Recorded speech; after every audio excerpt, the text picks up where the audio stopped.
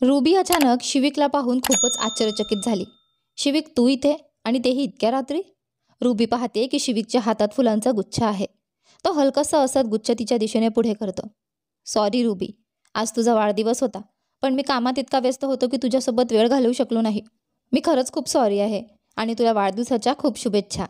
रुबीच्या चेहऱ्यावर थोडं विचित्र हसू येतं. ती थोडं संकोचत शिविकला आत येण्यासाठी सांगते. शिविक आत येताच त्याची नजर सोफ्यावर बसलेल्या आकाशवर पडते. आकाशही शिविकला पाहून गोंधळलेला वाटत होता. दोघंही एकमेकांकडे प्रश्नार्थक नजरेने पाहतात आणि मग त्यांनी एकाच वेळी रुबीकडे पाहिलं. रुबीला खूप विचित्र वाटत होतं, पण तिनं स्वतःला सावरत त्यांना ओळख करून द्यायचं ठरवलं. रुबी शिविकला म्हणाली, शिविक, हा आकाश आहे, माझा कॉलेजमधला मित्र. आज अचानक क्लबमध्ये भेटला. मला घरी सोडायला आला म्हणून मी त्याला कॉफीसाठी बोलावलं. हे ऐकून शिविक हलकसं असतं आणि मान हलवतो. जणू त्यानं रुबीच्या सांगण्यावर विश्वास ठेवला. त्यानंतर रुबी आकाशकडे पाहते आणि त्यांच्यात नजरानजर होते. एक क्षणभर ती काही बोलू शकत नाही, पण नंतर थोडी हिंमत एकवटून आकाशला सांगते, आकाश, हा शिविक आहे. माझा साखरपुडा झाला याच्यासोबत. हे ऐकून आकाशही हलकासा असतो, पण का कोण जाणे, त्याला आतून काहीतरी विचित्र वाटतं. तो भाव मनातच दळपतो आणि शिविककडे हात पुढे करत म्हणतो, हाय, मी आकाश लुथरा. तुम्हाला भेटून आनंद झाला. शिविकही त्याचा हात हातात घेत म्हणतो. शिविक, शिविक जडेजा, मलाही तुम्हाला भेटून छान वाटलं. आकाश मग रुबीकडे पाहून म्हणतो, आता खूप उशीर झाला आहे, मला निघायला हवं. तुम्ही दोघं एन्जॉय करा, मी निघतो. रुबी काहीच बोलत नाही. ती आकाशला थांबवू इच्छित होती, पण कोणत्या अधिकाराने हे तिलाही समजत नव्हतं. शिविक लगेच म्हणतो, अरे इतक्या लवकर कुठे चाललात? थोडा वेळ थांबा आणि आमच्या डॉक्टर मॅडमचा वाढदिवस साजरा करूया. आकाश नकार देत म्हणतो, नाही थँक्यू, पण आता उशीर झाला आहे, पुन्हा केव्हा तरी भेटूया. त्याचं उत्तर ऐकून शिविक काहीच बोलत नाही आणि फक्त मान हलवतो. रुबी म्हणते, मी तुला बाहेरपर्यंत सोडते, पण आकाश लगेचच म्हणतो, नाही, काही गरज नाही, मी निघतो. रुबीचे पाय जागेवरच थांबतात. आकाश निघून जातो. जाताना एकदा मागे वळून पाहतो. तो बघतो की शिविक आणि रुबी एकमेकांना मिठी मारून उभे आहेत. मात्र रुबीची नजर त्याच्याकडेच होती.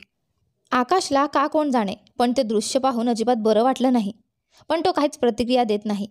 रुबी त्याच्याकडे पाहत असल्याने तो हलकसा असतो आणि शेवटचं बाय करून निघून जातो. दुसरीकडे संकेत आणि जिया स्वित्झर्लंडमध्ये फिरायला गेले होते. त्या ठिकाणी मोठा सुंदर गार्डन होतं आणि तिथे बरीच गर्दी होती. संकेत जियाचा हात हातात घेऊन तिला सगळी ठिकाणं दाखवत होता. तो तिच्या चेहऱ्यावरचे हावभाव पाहत होता, पण त्याच्या अपेक्षेप्रमाणे जिया काहीच उत्साहित वाटत नव्हती. संकेत तिला एका ठिकाणी घेऊन आला आणि विचारलं, तुला आईस्क्रीम खायचं आहे का? जिया काहीच उत्तर देत नाही. ती फक्त त्याच्याकडे पाहत राहते. तिने गुडघ्यापर्यंत कोट घातला होता कारण खूप थंडी होती. संकेतलाही मोठा कोट घातलेला होता. त्याने जियाच्या गळ्यात मफलर गुंडाळला होता आणि तिला हातमोजे घालायला दिले होते जेणेकरून तिला थंडी लागू नये. संकेतला वाटलं, कदाचित जिया थोड्या वेळाने बोलेल. तो म्हणाला, तू इथेच थांब, मी तुझ्यासाठी आईस्क्रीम आणतो. तो आईस्क्रीम घेऊन परत येत असताना त्याला अचानक फोन आला. फोन महत्त्वाचा असल्यामुळे त्याने आईस्क्रीम तिथेच एका बाकावर ठेवली आणि कॉल अटेंड करायला लागला. काही वेळ तो फोनवर बोलत असतो आणि जिया तशीच उभी असते.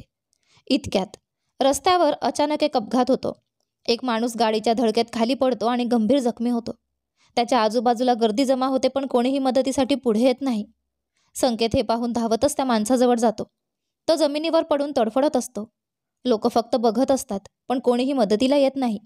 संकेत त्या माणसाच्या वाहणाऱ्या रक्ताकडे पाहून म्हणाला, ओ माय गॉड, याचं खूप रक्त वाहत आहे. जर याला हॉस्पिटलला नेलं नाही तर तो वाचणार नाही. संकेत त्या माणसाची अवस्था पाहून तणावात आला आणि कोणताही विचार न करता त्याला उचलून आपल्या गाडीत टाकलं आणि थेट हॉस्पिटलकडे निघाला. तो पुन्हा पुन्हा त्या जखमी व्यक्तीकडे पाहत होता, ज्याचं खूप रक्त वाहत होतं. त्याला कोणत्याही गोष्टीचं भान नव्हतं. तो फक्त पूर्ण वेगाने हॉस्पिटलकडे गाडी चालवत होता. लवकरच संकेत हॉस्पिटल बाहेर पोहोचला आणि त्या व्यक्तीला आत घेऊन गेला. डॉक्टरांनी लगेच त्याच्यावर उपचार सुरू केले. जेव्हा डॉक्टरांनी सांगितलं की आता तो व्यक्ती धोक्याबाहेर आहे, तेव्हा संकेतने सुटकेचा निश्वास सोडला. तेव्हाच त्याचा फोन वाजला.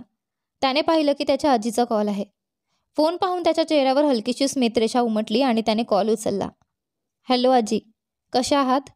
पलीकडून आजी म्हणाली, मी ठीक आहे, पण तू कसा आहेस? तिथे गेल्यानंतर तर तू मला विसरलासच. कधी फोन करून विचारपूस करायची नाहीस. तुला कधी समजणार रे, माझ्या पाठोपाठ काही झालं तर? आजीचं बोलणं ऐकून संकेत डोळे फिरवत एका खुर्चीवर बसला. अहो आजी, तुम्ही परत सुरू झालात? कितीदा सांगितलंय की हे असं बोलायचं नाही. तुम्हाला काही होणार नाही, तुम्ही खूप लांबपर्यंत जगणार आहात. हे ऐकून आजी हसली. हो, मला माहिती आहे. मी तुझ्या मुलांना माझ्या मांडीवर खेळवायच्या आधी कुठे जाणार आहे? बरं मला सांग, माझी सून कशी आहे? ती ठीक आहे ना? जरा तिला फोन दे, मी बोलते तिच्याशी. आजीचं बोलणं ऐकून संकेत अचानक खुर्चीतून उठला. त्याला अचानक जाणवलं की तो जियाला पार्कमध्ये एकटीच सोडून आला आहे. तो घड्याळाकडे पाहतो आणि लक्षात घेतो की सुमारे 4 तास झालेत. जिया अजूनही तिथेच उभी आहे का? संकेतच्या अंगावर काटा आला. काही क्षण तो उत्तर देऊ शकला नाही. आजी पुन्हा विचारते, अरे काय झालं? मला जियाशी बोलायचं आहे. संकेतचं हृदय जोरजोराने धडधडू लागलं. तो तडक बाहेर पडला आणि म्हणाला, आजी मला एका महत्त्वाच्या कामाची आठवण झाली. मी नंतर फोन देतो तिला. संकेत पुढचं काहीही न ऐकता फोन कट करतो आणि भरधाव गाडीत जाऊन बसतो. तो वेगात गाडी चालवत स्वतःशीच बडबडतो, शिट, मी इतका मोठा मूर्ख कसा होऊ शकतो? मी जियाला तिथे एकटी कशी सोडू शकतो? जर तिला काही झालं असेल तर? जर कुणी तिच्याशी काही वाईट केलं तर? ती आधीच नाजूक आहे. जर कुणी तिला त्रास दिला तर? ओ माय गॉड जिया, प्लीज तिथेच अस आणि सुरक्षित अस. गाडीचा वेग वाढत जातो आणि प्रत्येक सेकंदाला संकेतची चिंता वाढत जाते. जिया तिथेच उभी होती जिथे संकेत तिला सोडून गेला होता. तिने आपली जागा सोडली नव्हती. एक माणूस तिला दुरून पाहत होता. तो बराच वेळ तिथे उभी असलेली जियाकडे पाहत होता आणि त्याच्या नजरेत काहीतरी वाईट हेतू होता. तो तिच्या जवळ जाऊन म्हणाला, एक्सक्यूज मी ब्युटिफुल, तुमचं नाव काय आहे? जिया काही उत्तर देत नाही. ती शांतपणे त्याच्याकडे पाहत राहते. त्या माणसाला जियाची प्रतिक्रिया न मिळाल्याने थोडं आश्चर्य वाटतं. तो पुढे काही बोलायचा प्रयत्न करतो. तिला संभाषणात ओढण्याचा प्रयत्न करतो. पण जिया कोणतंही उत्तर देत नाही. ती फक्त त्याच्याकडे पाहत राहते. तो हळूहळू तिच्या जवळ सरकतो आणि वाईट हेतूने तिच्या हातावर बोट फिरवतो. त्या माणसाला आता खात्री पटली होती की ही मुलगी विरोध करणार नाही, काहीही बोलणार नाही. ती दिसायलाही इतकी निरागस आणि लहान वाटत होती की कोणीही असं विचारही करणार नव्हतं की ती आक्रमक होऊ शकते. तो अत्यंत असभ्यपणे जियाच्या हातावरून हात फिरवत म्हणतो, तू इथे एकटी आहेस का? जिया अजूनही कोणतंही उत्तर देत नाही. तो तिच्याकडे पाहत राहतो. जियाच्या शांततेने त्याचं धाडस वाढतं. तो तिचा हात धरतो आणि म्हणतो, तू माझ्यासोबत येशील का? मी तुला एका खूप सुंदर ठिकाणी नेईन. चल ना. जिया काही बोलत नाही. तिला संकेतचे शब्द आठवतात, माझ्याशिवाय कोणीही तुला कुठे न्यायला आला तरी तू जाऊ नको. त्यामुळे तो तिचा हात धरून खेचू लागला तरी जिया हलतही नाही. तो माणूस चिडतो, मी तुला सांगतोय ना, चल माझ्यासोबत, नाहीतर तुझ्यासाठी चांगलं नाही होणार. जिया अजूनही स्तब्ध उभी आहे. तिच्या प्रतिक्रिया न मिळाल्याने तो अजूनच वैतागतो. आता तो तिला जबरदस्तीने ओढणारच असतो तेवढ्यात एक वृद्ध गृहस्थ तिथे येतात. बेटा तू अजूनही इथे काय करते आहेस? मी तुला सांगितलं होतं ना की लवकर परत ये. त्या वृद्ध गृहस्थाला पाहून तो गुंड लगेच तिचा हात सोडतो. त्याला वाटतं की हे कदाचित जियाचे नातेवाईक असतील. जर तो अजून थांबला तर आपलं काहीतरी वाईट होऊ शकतं. त्यामुळे तो घाईघाईने तिथून निघून जातो. तो निघून गेल्यावर वृद्ध गृहस्थ दात ओठ खात त्याच्याकडे पाहतात आणि मग जियाकडे वळतात. त्यांचे हावभाव सौम्य होतात. बेटा मी खूप वेळ पाहतोय. तू इथे एकटी उभी आहेस. कोणासोबत आली आहेस? आणि एकटी का थांबली आहेस? हे ठिकाण सुरक्षित नाही. जर मी वेळेवर आलो नसतो तर तुला कल्पनाही नाही तो माणूस तुझ्यासोबत काय करू शकला असता. जिया त्या वृद्ध माणसाच्या बोलण्यावर काहीही प्रतिक्रिया न देता फक्त शांतपणे त्याच्याकडे पाहत राहते.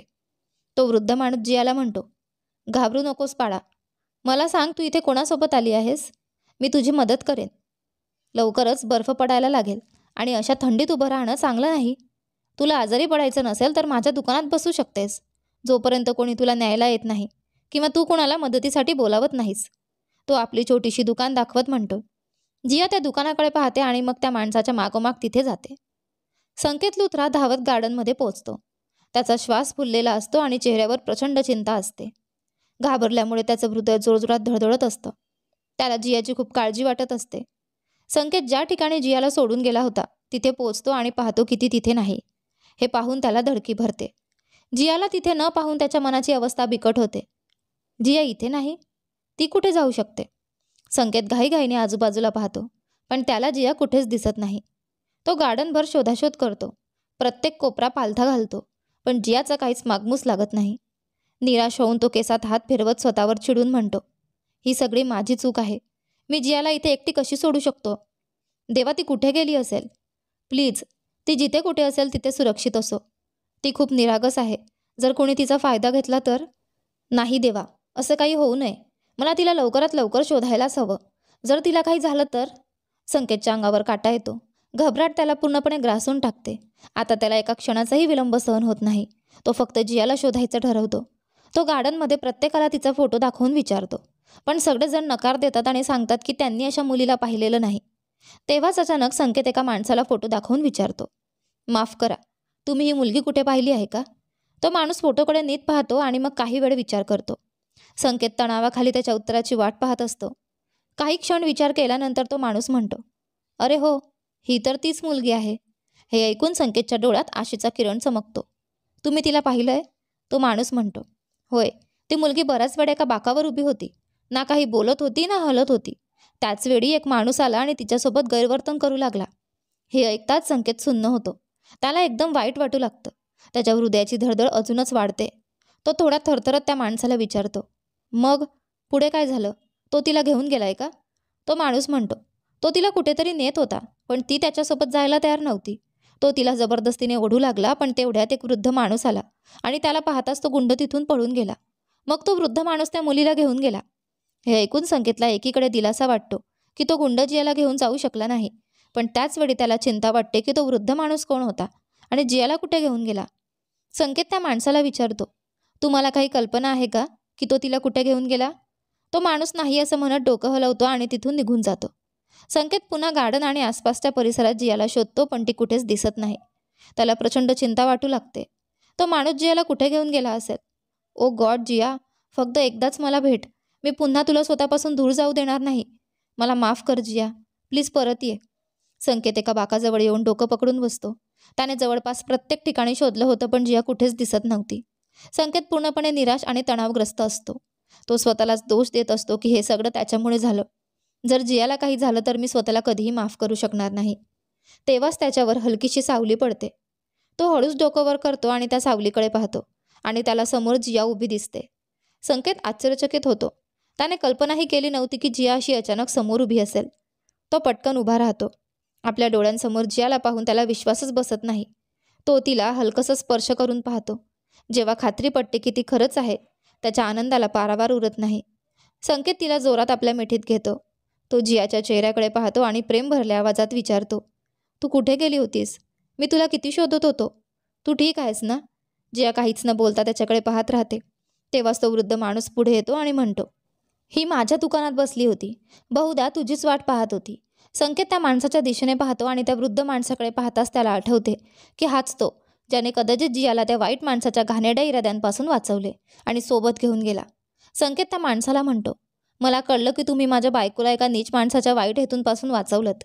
तिला राहण्यासाठी जागा दिलीत, जेणेकरून ती निवांतपणे माझी वाट पाहू शकेल. मला खरंच कळत नाही की मी तुम्हाला कसं धन्यवाद म्हणू. तुमचे माझ्यावर खूप मोठे उपकार आहेत. थँक्यू सो मच काका. संकेतचं बोलणं ऐकून तो वृद्ध माणूस हसून म्हणतो, काही हरकत नाही बेटा. ही बराच वेळ तुझी वाट पाहत होती. बरं झालं तू आलास. अशी तुझी पत्नी कुठेही एकटी सोडू नकोस. ही दुनिया फारच खराब आहे. येथे स्वार्थी लोक प्रत्येक वळणावर भेटतात. संकेत हे ऐकून मान हलवतो आणि म्हणतो, आता मी लक्ष ठेवीन काका. खूप खूप धन्यवाद. तुम्ही माझं आयुष्य मला परत दिलंत. जर जियाला काही झालं असतं तर मी जगू शकलो नसतो. तो वृद्ध माणूस संकेतकडे पाहत म्हणतो, वाटते की तू तुझ्या बायकोवर खूप प्रेम करतोस. देव तुमच्या जोडीला कुणाचीही नजर लागू देऊ नये. असं म्हणत तो वृद्ध निघून जातो. संकेत जियाकडे पाहतो, जी शांतपणे उभी असते. तो पुन्हा एकदा तिला आपल्या मिठीत घेतो. जियाला हृदयाशी धरल्यानंतर संकेतला अपार समाधान वाटतं. तो कित्येक दिवसांपासून या शांतीच्या शोधात होता. जोपर्यंत जिया त्याला मिळाली नव्हती तोपर्यंत तो अक्षरशः वेडा झाला होता. आता जिया सुरक्षितपणे त्याच्या बाहुपाशात असल्याने त्याच्या मनशांतीचं मोजमापच करता येणार नव्हतं. संकेत जियाला घेऊन परत हॉटेलच्या खोलीत येतो. तिला जेवण दिल्यानंतर तो तिला आरामात झोपवतो. ती कित्येक तास तिथे उभी होती, थकली असणार. काही वेळातच जिया झोपून जाते आणि संकेत तिच्या गोड चेहऱ्याकडे पाहत राहतो. तो हलकेच तिच्या केसांवरून हात फिरवत होता. त्याच्या डोळ्यांमध्ये ती ममता आणि प्रेम होते, जे त्याने आजवर कोणासाठीही दाखवले नव्हते. संकेत जियाच्या झोपलेला सुंदर चेहऱ्यात हरवून गेला होता. तेव्हाच अचानक त्याला एक आवाज ऐकू येतो. हे काय करतोयस रे संकेत? संकेत तो आवाज ऐकून थोडा चकित होतो आणि पटकन डोकं उचलून पाहतो. तो बघतो की त्याच्या बेडच्या दुसऱ्या बाजूला तो स्वतःच उभा आहे, म्हणजे त्याचंच मन. संकेत त्याला पाहून विचारतो, तू कोण आहेस? संकेतचं मन तिरक्या हास्याने त्याच्याकडे पाहत म्हणतं, स्वतःला ओळखत नाहीस का? मी तूच आहे आणि तुलाच विचारतोय की काय करतोयस. संकेत गोंधळून विचारतो, काय करतोयस म्हणजे? संकेतचं मन त्याला म्हणतं, तुला दिसत नाहीस का तू काय करतोयस? तू विसरलास का की तू या मुलीचा तिरस्कार करतोस? तू विसरलास का की तू तिला इथे का आणलं होतंस? तुला तिच्यापासून मुक्त व्हायचं होतं ना? मग अचानक या मुलीसाठी तुझ्या मनात हे वेगळेच भाव कुठून आले? आज तिच्यासाठी इतकं तळफळ का व्हायला लागलं तुला? तुला तर खुश व्हायला हवं होतं, कारण तुझ्या आयुष्यातील सर्वात मोठ्या अडचणीपासून मुक्ती मिळाली होती. तुला जियाला तिथेच सोडून द्यायला हवं होतं. मग तुझ्या मनात तिच्यासाठी ही तळमळ का? संकेत स्वतःच्या सावलीशी बोलतो. मी जियाला गमावू शकत नाही. मी मी तिला सोडून जाणार नाही. हे ऐकून संकेतची सावली हसते आणि म्हणते, तर याचा अर्थ असा घ्यायचा का की तू आता तुझ्या पत्नीवर प्रेम करू लागला आहेस? जियासाठी तुझ्या हृदयात प्रेमाच्या भावना उमटायला लागल्या आहेत? वा. संकेत लुत्रा अखेर कुणाच्या प्रेमात पडलाय. आपल्या सावलीच्या बोलण्यावर संकेत काहीही बोलू शकत नाही आणि जियाकडे पाहतो. तो स्वतःच्या मनाला विचारतो, माझं खरंच जियावर प्रेम बसलंय का? संकेत जाणवतो की त्याचं हृदय जोरात धडकत आहे. त्याच्या चेहऱ्यावर हलकीशी स्मित रेषा उमटते आणि तो जियाच्या चेहऱ्याकडे पाहत स्वतःशीच म्हणतो, मला असं वाटतं, होय मी प्रेमात पडलोय. त्यानंतर एकदा विकी आणि संकेत ऑफिसमध्ये बसले होते. संकेत थोडा गंभीर दिसत होता आणि विकी आपल्या खुर्चीत बसून त्याला पाहत होता.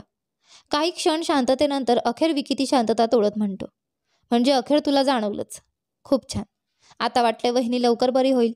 संकेत दीर्घ श्वास घेत विकीच्या दिशेने पाहत म्हणतो, किती महिने झाले विकी, मी जियाला ठीक करण्यासाठी प्रत्येक प्रयत्न करून पाहिलाय, पण काहीच फरक पडत नाहीये. ती जशी आधी होती तशीच आहे. तिच्यात जराही बदल झालेला नाही. काहीच कळत नाहीये की काय करू, कसं करू की जिया ठीक होईल. किमान काहीतरी चिन्ह तरी दिसावं की ती सुधारते आहे. विकी त्याच्या हातावर हात ठेवत म्हणतो, प्रत्येक गोष्टीला वेळ लागतो संकेत. तुला आधीच सांगितलं होतं, वहिनीला या अवस्थेतून बाहेर यायला कदाचित वर्ष लागतील आणि तू काही महिन्यांतच ती बरी होईल अशी अपेक्षा कशी करू शकतोस? प्रत्येक गोष्टीला वेळ लागतो. एखादी गोष्ट जितक्या वेळात बिघडते त्याहूनही जास्त वेळ लागतो तिला सुधारायला. थोडा वेळ दे वहिनीला आणि सोबत खूप सारं प्रेमही. तुझे प्रेमच तिला पुन्हा एकदा एक सामान्य माणूस बनवू शकतं. ती ज्या जगात आहे तिथे ती फक्त एक जिवंत शव आहे आणि त्या शवात जीव फुंकण्याचं काम फक्त तूच करू शकतोस. तुझं प्रेम तिला पुन्हा जिवंत करू शकतं. प्रेमात खूप ताकद असते संकेत. ते अशक्य गोष्टींनाही शक्य करून दाखवतं. जर तुझं प्रेम खरं असेल तर त्यावर विश्वास ठेव आणि तुझ्या प्रयत्नांना सुरूच ठेव. संकेत हलकासा मान हलवतो. तो हॉटेलच्या खोलीत परत येतो. तो खूप थकलेला दिसत होता. खोलीत पोहोचताच त्याला दिसतं की जिया जागी आहे आणि खिडकीबाहेर बघत आहे. संकेत खोलीत येतात जिया नेहमीप्रमाणेच निरागस चेहऱ्याने त्याच्याकडे पाहते.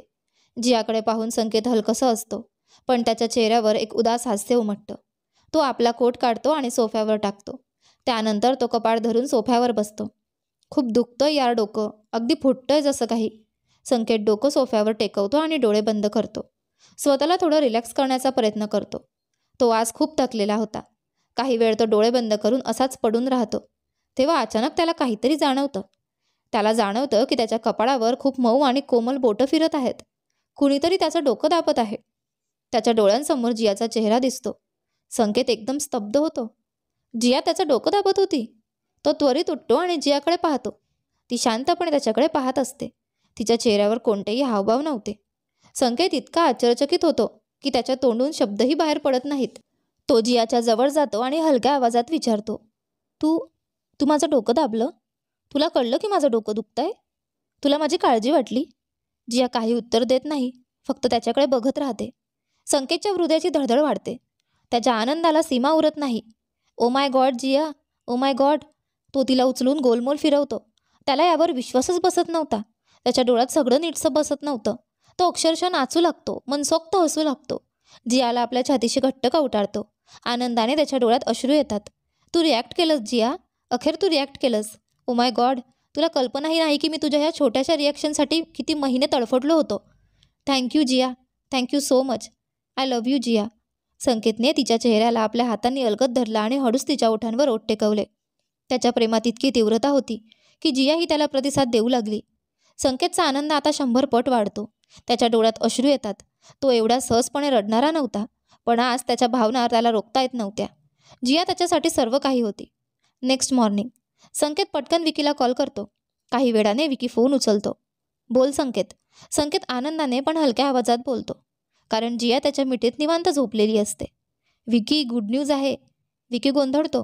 काय झालं? संकेत जियाकडे प्रेमाने पाहतो. तिच्या केसांतून बोटं फिरवत म्हणतो, काल मी जियाच्या वागण्यात फरक पाहिला विकी. ती सुधारते आहे. तिला माझ्या बोलण्याची जाणीव होऊ लागली आहे. ती माझ्या प्रेमाची जाणीव करू शकते. हे ऐकून विकीही आश्चर्यचकित होतो आणि आनंदित होतो. वा, ही तर खूपच चांगली बातमी आहे. पण झालं तरी काय होतं? संकेत त्याला कालची संपूर्ण घटना सांगतो. विकी हसत म्हणतो, कॉंग्रॅच्युलेशन्स भाई, वहिनी बरी होत आहे. बस असंच तिला भरपूर प्रेम देत राहा. ती एक दिवस पुन्हा पूर्णपणे तुझी होईल. जसा जसा ती तुझ्यावर विश्वास ठेवायला लागेल तसाच तिच्या तब्येतीत अजून जास्त सुधारणा दिसेल. संकेत हसत मान हलवतो. नक्कीच, मी जियाला माझं प्रेम खूप खोलवर जाणवून देईन. तिला बरी व्हायलाच लागेल माझ्यासाठी. यानंतर संकेत फोन कट करतो आणि जियाच्या शेजारी येऊन झोपतो. जिया शांत झोपलेली असते आणि झोपेत खूप सुंदर, गोड आणि निरागस दिसत असते. संकेत हळूच तिच्याजवळ जातो. तिच्या ओठांवर हलकंसं चुंबन घेतो आणि तिच्या गालावर हात फिरवत म्हणतो, I love you wifey. I love you so much. मी तुला नक्की बरे करीन. तुला माझ्याजवळ यायलाच लागेल. माझ्या प्रेमाची जाणीव तुला व्हायलाच हवी आणि मलाही तुझं भरभरून प्रेम मिळायलाच हवं. भरपूर प्रेम, जे फक्त माझ्यासाठी आहे. संकेत अजून जवळ सरकतो आणि जियाला आपल्या बाहूंमध्ये आवडून घट्ट मिठी मारतो. तिच्या मिठीतच त्याचे डोळेही मिटू लागतात. ही लक्षणं जियाची बरी होण्याची आहेत का? ती पुन्हा पूर्वीसारखी होईल का? आर्यनला याची खबर लागल्यावर तो शांत बसेल की तो काहीतरी नवीन कारस्थान रचेल? पाहूया पुढच्या भागात. तोपर्यंत छान छान कमेंट करा, व्हिडिओला लाईक करा, चॅनलवर नवीन झाल तर सबस्क्राईब करा आणि नोटिफिकेशन बेल नक्की दाबा.